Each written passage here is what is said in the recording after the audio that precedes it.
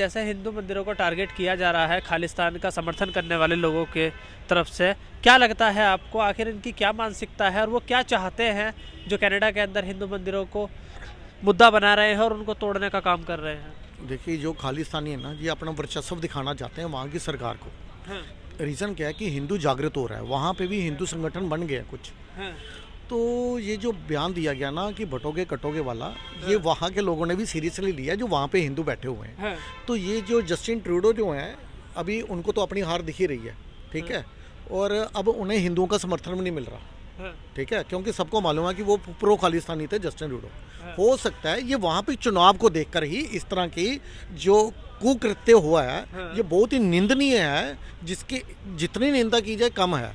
लेकिन ये जो मोदी जी ने अभी कुछ दिन पहले बयान दिया था ना कि नेक रहोगे सेफ रहोगे, जो बोला अभी उन्होंने, हाँ, वो बहुत सोच समझ के दिया।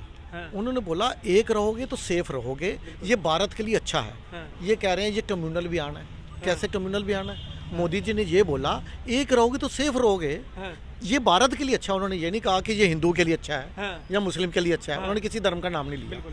अगर ये कम्युनल तब होता यदि वो बोलते कि ये किसी एक विशेष धर्म से जोड़कर बयान दिया जाता। हाँ। उन्होंने कहा ये भारत के लिए अच्छा है। हाँ। हमारे बड़े बुजुर्ग भी कहते थे कि मिल के रहोगे तो अच्छे रहोगे, हाँ। सेफ रहोगे बेटा, बिल्कुल। इकट्ठे रहोगे। तो बिल्कुल। ये जो यूपी के अंदर भी जो इन्होंने बोला, अभी क्या बोला गया कि बटोगे तो कटोगे, हाँ। ये वाला बयान, इसके ऊपर उन्होंने क्या बोला, जुड़ोगे तो जीतोगे, हाँ, ठीक है। ये विजय प्रताप यादव ने रात को बैनर लगाए थे, जो अखिलेश ने सुबह वही बयान दिया, जुड़ोगे और जीतोगे। ये किसके लिए दिया? मुझे तो लग रहा है कांग्रेस के लिए दिया। हाँ। रीजन क्या कि कांग्रेस के वहाँ पे कुछ कैंडिडेट इंडिपेंडेंट इलेक्शन लड़ रहे हैं, जो ऊपर से तो बोल रहे हैं समर्थन दे रहे हैं, हाँ। लेकिन अंदरले खाते वो ही इनके वोट काटेंगे।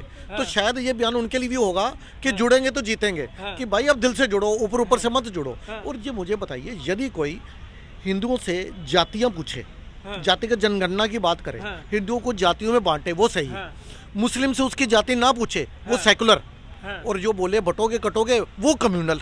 हाँ, ये दोहरे मापदंड नहीं हो सकते। चित भी मेरी पट भी मेरी। हाँ। मैं आपको बताऊं, ये जो अखिलेश यादव के ऊपर आ गया हूं मैं, माफ करना, वहां से शुरू पहले हुआ। लेकिन उसी आप पे मुझे मुद्दे पे बताइए, बात क्या करते क्या हैं। बोलना है, हाँ, मुझे बताइए। क्या लगता है आपको कि जिस तरीके से ये सब कनाडा के अंदर चल रहा है और अभी लोकसभा इलेक्शन के अंदर एक खालिस्तानी समर्थक भी जेल से बैठ करके इलेक्शन को जीत जाता है, तो क्या लगता है पंजाब के अंदर भी इस मानसिकता के लोग रह रहे हैं? देखिए, कुछ हद तक, हाँ। कुछ हद तक, सभी तो नहीं। ज्यादातर सिख भाई जो हैं वो सब इकट्ठे हैं, हिंदू सिख एक ही है। हाँ, कुछ की बुद्धि भ्रष्ट हुई है, कुछ परसेंटेज तक मैं बोलता हूँ आपको। हाँ। वो भी कुछ लालच में आ गए। कुछ कहीं को पाकिस्तान आखिर से किस चीज फंडिंग का आ रही लालच? है, कहीं को पाकिस्तान से फंडिंग आ रही है, हाँ। कहीं देश विरोधी ताकतें। पाकिस्तान तो अपने आप को सरवाइव नहीं कर पा रहा है, वो क्या फंडिंग देगा सर? सर, वहाँ पे भी आपने देखा चावला का हाँ। नाम आया था। हाँ। अभी जो इन्होंने जो बोला निज्जर की हत्या जो है वो भारत ने करवाई है। हाँ। लेकिन यूएसए ने कहा कोई एक सबूत तो लाओ, फिर हम भारत पे कुछ एक्शन लें। जब कुछ बात करें, एक्शन तो वो ले नहीं सकते जब से मोदी सरकार आई है। हाँ। लेकिन एक छोटा सा सबूत नहीं ये दे पाए हाँ। कि जो निज्जर की हत्या का जो लिंक जो है वो भारत से जोड़ने की कोशिश तो बहुत की थी इन्होंने, हाँ। लेकिन जोड़ नहीं पाए जी। हाँ। ये पूरी तरह से असफल रहे। हाँ। अब मैं आता हूँ जो हिंदुओं के मंदिर के ऊपर आता हूँ। हाँ। देखिए, हिंदू जो है वहाँ पे एकजुट होना शुरू हो गया। हाँ, उससे कुछ कट्टरपंथियों को मिर्ची भी लग रही है। हाँ, और ये जो जस्टिन ट्रूडो जो हिंदू विरोधी थे ना, हाँ। हो सकता है कि इन्हीं के कुछ समर्थकों ने ये काम करवाया हो। हाँ। खालिस्तानियों का नाम आ रहा है बीच में, हाँ। कि जो वहाँ पे हिंदू अब जागृत हो रहा है। हाँ, जैसे भारत में कुछ प्रतिशत हिंदू जागृत हुआ हाँ। तो मोदी जी ने हैट्रिक लगा दी। हाँ, कुछ और प्रतिशत जागृत हो गया हाँ। तो इंडिया ठगबंधन का नामो निशान मिट हाँ। जाएगा। पूछिए क्या पूछना है आप। हाँ। क्या लगता है सर, जैसा कनाडा के अंदर हिंदू मंदिरों को टारगेट किया जा रहा है खालिस्तान जो समर्थक है उनके द्वारा, क्या लगता है? अभी सवाल पूछूं का? ये पॉलिटिकल एजेंडा है। मुझे मतलब पूरा विश्वास है कि हाँ। इंडी गठबंधनों वालों, चाहे इंडी गठबंधन के जिस भी पार्टी का हो, हाँ। और टूडो मतलब उस चीज़ का फ़ायदा उठा रहे हैं। और हाँ। मतलब अभी के फिलहाल जो इंडिया के गवर्नमेंट है हाँ। उसको मतलब एक नीचा दिखाने का, ठीक है ना, हिंदुओं को टारगेट कर रहे हैं, बदनाम करने का, गवर्नमेंट हाँ। को बदनाम करने का। अब हाँ। इसमें योगी जी का जो स्टेटमेंट है, बटोगे तो कटोगे, लाइक स्टेटमेंट, अभी देखिए पूरा मतलब उसका एक समझिए कि उसी का मतलब जो बोले थे उसी का निकल रहा है कि भाई वहाँ पे अटैक हो रहा है। हिंदुओं को हाँ। उनका स्टेटमेंट पे ध्यान देना चाहिए। हाँ। और यूनिटी ऑल ओवर वर्ल्ड के हिंदू को इसमें हाँ। मतलब समझना चाहिए और यूनिटी बरकरार रखना चाहिए, तभी सनातन धर्म की रक्षा होगी। और सनातन की रक्षा पूरे दुनिया के लोगों के लिए ज़रूरी है, क्योंकि यही मतलब सबसे बड़ी अचीवमेंट इस धरती पे यदि है मतलब धार्मिक हाँ। या फिर रिसर्च की, तो वो सनातन ही है।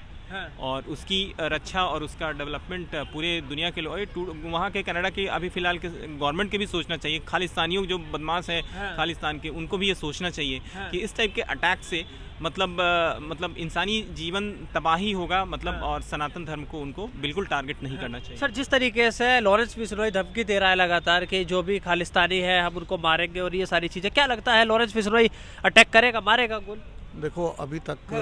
उसका खौफ इतना है, हाँ, बाबा सिद्दीकी के बाद तो वैसे बॉलीवुड हिला हुआ है। हाँ, आपने देखा होगा जैसे बाबा सिद्दीकी के हत्या में उनका नाम आया सामने, बिल्कुल। पर उन्होंने की नहीं की, लेकिन नाम जरूर जोड़ दिया गया। ये तो बात की बात है कि क्या हुआ। हाँ। देखिए लॉरेंस बिश्नोई जो है, अभी तक ऐसा कोई देखने को नहीं मिला कि किसी निर्दोष की जान ली उन्होंने। हाँ। अगर उन्होंने सलमान खान से ये कहा है कि आप मंदिर में जाके माफ़ी मांग लीजिए, हाँ। तो मैं आपको बताता हूँ, बिल्कुल। उनको बोला माफ़ी मांगो, हाँ। मांगनी थी माफ़ी, मांग ली सिक्योरिटी, हाँ, माफी मांगने के बजाय सिक्योरिटी मांग ली। हाँ। अब मुझे बताइए सिक्योरिटी को किसी को कितने, सिक्योरिटी तो इंदिरा गांधी जी के पास इतनी थी, माननीय प्रधानमंत्री हमारी, लेकिन अगर आपने किसी जन विशेष की भावना को आहत किया है तो माफी मांगने से गुरेज नहीं करना चाहिए। कंगना रावत को जब ये लगा कि उनके किस बयान से कुछ किसान भी आहत हुए हैं तो उन्होंने आके मीडिया के आगे आके माफी मांगी, तो क्या वो छोटी हो गई? तो अगर सलमान खान जो है, इनके बारे में पहले तो वो राखी सावंत सामने आ गई थी, वो कह रही थी नहीं भाई माफी नहीं मांगेंगे, हैं पहले गोली मैं खाऊंगी, लेकिन जैसे बाबा सिद्दीकी की हत्या हुई उसके बाद कहती नहीं, मैं भाई की जगह मैं माफी मांगती हूँ। बयान ही बदल दिया उन्होंने तो अपना उस समय। और सोमी अली जो इनकी को स्टार थी उस समय पे, उन्होंने खुद आके मीडिया में, उनकी एक क्लिप आई है सामने सोमी अली की, उन्होंने ये बोला कि जो सलमान खान थे इन्होंने, ये मैं पहले इसके साथ शिकार पे जाती थी लेकिन बाद में सलमान ने मुझे मना कर दिया ले जाने के लिए। रीज़न क्या कि मैं एनिमल लवर हूँ, मैं खांस देती थी, तो सलमान ने बोला कि तू नहीं जाएगी साथ में। उस दिन मैं साथ नहीं गई थी, लेकिन मुझे ये बताया गया था, सलमान ने आकर ये बताया था कि मैंने जिस काले हिरन को मारा है, सलमान को ये नहीं मालूम था कि वो काला हिरन जो है वो विशेष समुदाय बिश्नोई समाज जो है वो उसको पूजता है, तो ये सलमान को नहीं मालूम था। कहने का मतलब ये है कि सोमी अली के बयान ने 100% पहले तो ये पुष्टि की कि इन्होंने शिकार किया काले हिरण का।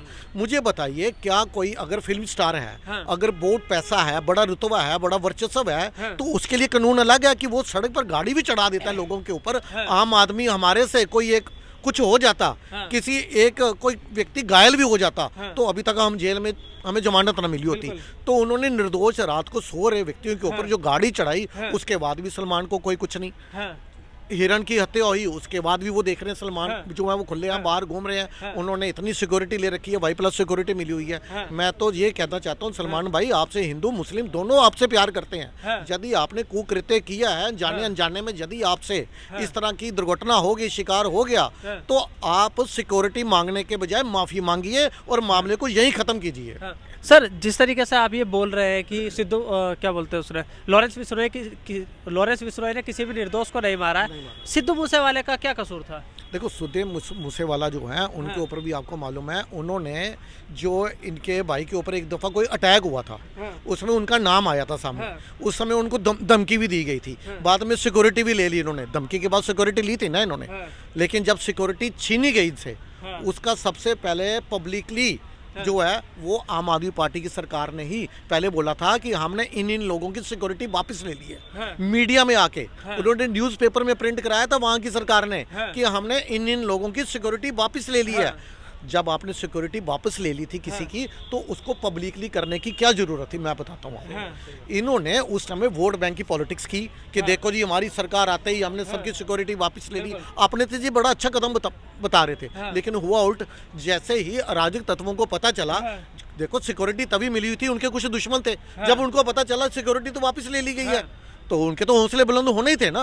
तो ये वहाँ पे किसी हद तक मैं सरकार को भी जिम्मेवार ठहराऊंगा। तो क्या लगता है मूसेवाला की हत्या के, तो क्या लगता है सिद्धू मूसेवाला निर्दोष था जो मारा गया? देखिए निर्दोष या दोष जो है हम थोड़ी ना बताएंगे, वो तो फैसला जो है वो तो अदालत ही करेगी। लेकिन अच्छा, उनकी नज़र में तो निर्दोष था। करनी सेना के अध्यक्ष को क्यों मारा था? किसको? करनी सेना के अध्यक्ष। देखिए करनी सेना के जो अध्यक्ष जो हैं उनके अभी आपने देखा ना, उनके भी उसका बयान आ गया था पब्लिकली, उन्होंने दिया, जो अध्यक्ष थे जो अभी के। लेकिन जो जिनकी हत्या हुई है उनकी वाइफ ने पुष्टि की कि ये जो बयान अभी दे रहे हैं लॉरेंस बिश्नोई के अगेंस्ट में, ये सिर्फ पब्लिकली स्टंट है। ये व्यक्ति उस समय कहाँ था जब वो वहाँ पे, जब हत्या के बाद लोग जनाजे पे जा रहे थे, इतनी दुनिया इकट्ठी हुई थी, उस समय जी अध्यक्ष कहाँ थे? उन्होंने प्रश्न चिन्ह लगाया इनके मंशा के ऊपर। ये सिर्फ पब्लिसिटी लेने के लिए अभी के जो करनी समाज के जो अध्यक्ष बने हुए हैं, बिल्कुल। जो सिर्फ पब्लिसिटी लेने के लिए इस तरह से वो बिश्नोई के खिलाफ उल्टे सीधे बयान दे रहे हैं। सर बयान बात की बात है, लेकिन मारा क्यों गया था, क्या कसूर था उनका?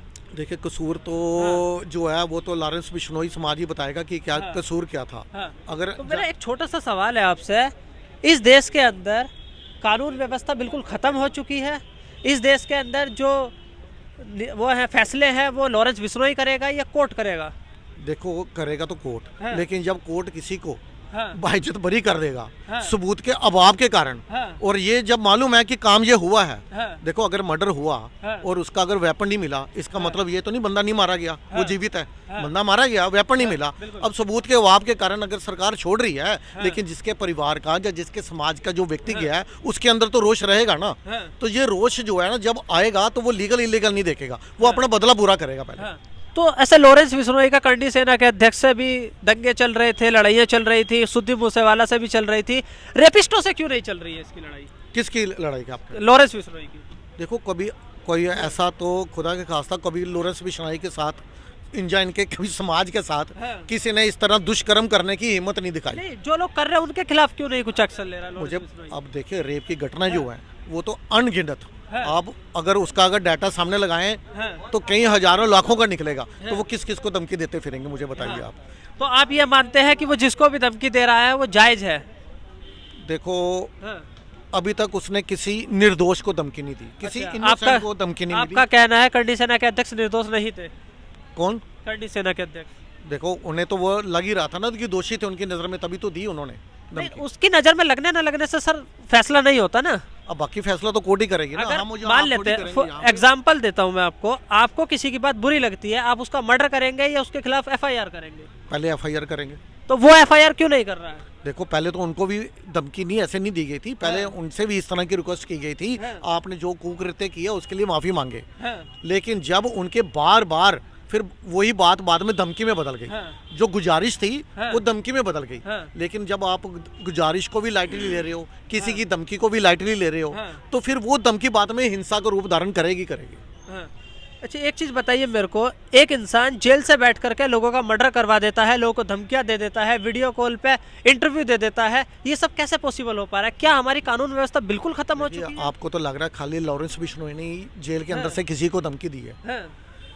मुझे बताइए तिहाड़ जेल से अगर आप गूगल भी करेंगे ना तो इतना लंबा चौड़ा डाटा सामने आ जाएगा कि कितने लोगों को धमकी। नाम तो खाली ऐसे लग रहा है कि जैसे लॉरेंस बिश्नोई ने हाँ। पहली बार ऐसा हुआ भारत के इतिहास में कि जेल से किसी को धमकी दी गई है, हाँ। जबकि इस तरह की घटनाएं घटना आम बात है। हाँ।